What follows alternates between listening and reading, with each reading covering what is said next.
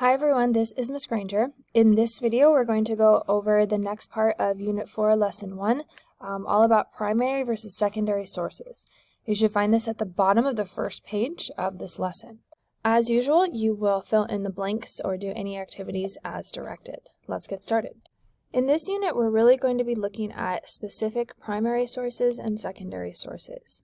So let's talk about what each one is. A primary source is a first-hand account of some event that was created by someone who experienced the event. And it was created on the event or near enough to the event. So this is someone who actually witnessed, who was actually a part of, or who actually was involved in some way in some kind of event.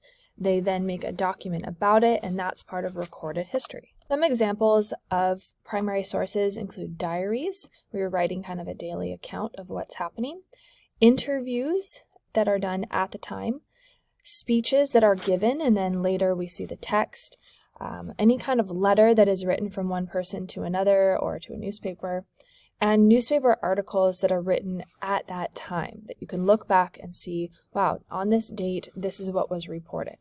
Let's talk about secondary sources next.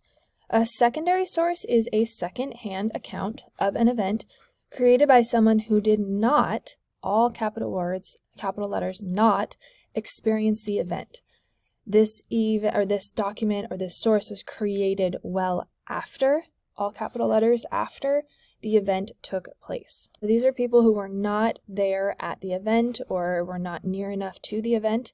This is a secondary or second source. Now, some examples of secondary sources include encyclopedias, any kind of review on a product, event, or occurrence, a textbook, biographies, or an account written about someone else in history, documentaries, which are done by other people about a particular event, and any kind of research article typically, which is using multiple sources to then report on something. So secondary sources, again, not created by the people who were there, they were created after. That's it for these particular notes. Be sure to follow the directions for any next steps.